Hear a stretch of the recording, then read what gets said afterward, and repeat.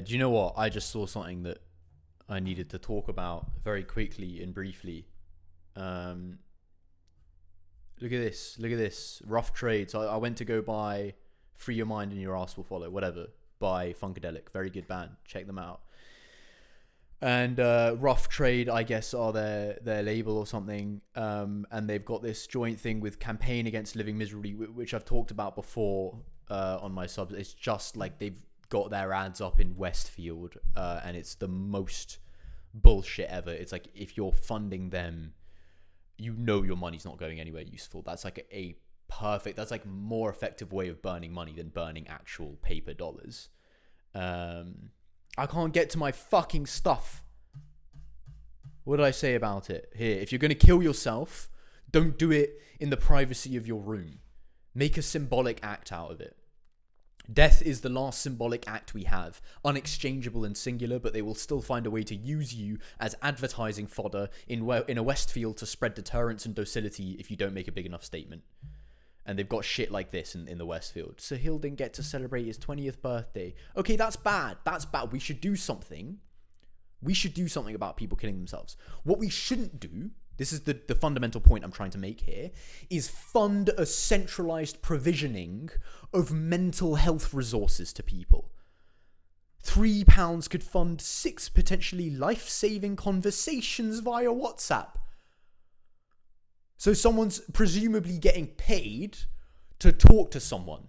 So you're paying for someone else's friend. That never works. I don't know, like, you know, and then I just went on X, and Nick Land was like, effective altruism is the comedic genre of our age. And I kind of have to agree with him. What the fuck are you doing? Paying for friends has never worked. I thought that was not controversial. I don't know. £6 could provide a family with suicide bereavement support. Okay, like, this is twisted. It's fucked. I kind of hate the fact that I just gave money to these people. It's twisted and fucked up. Let me tell you how I'm thinking about it, because I know there's a couple steps to take. If you haven't been immersed in, you know, conspiracy theory as a method for long enough, you wouldn't be predisposed to take those steps.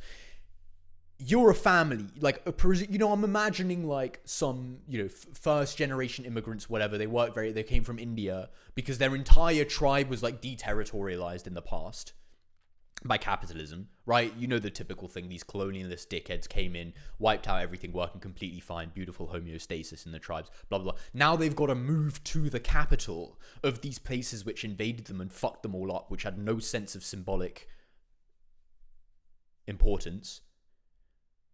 They then have a kid. The kid then kills themselves, obviously, because they're living under neoliberal capitalism, and it's miserable, and they've got no friends, and they've got nothing. Maybe they've got a pet dog, and their parents are constantly struggling for money, and everyone around them is pitted against each other when it comes to money. This is what you see in India. I've talked about this before. With Indians, it's the worst. It's the worst. They're all pitted against each other. Like, capitalist mind virus plus Indian culture comes together and it makes this toxic substance that you just can't get off. But anyway, and then you fund them. White people in Hackney Wick donate when they buy their records. And some dickhead who's getting paid minimum wage under the same system, who's also struggling for money, it's his job to go to this family and be like, oh, I'm very sorry. I've not got a fucking clue what to do either.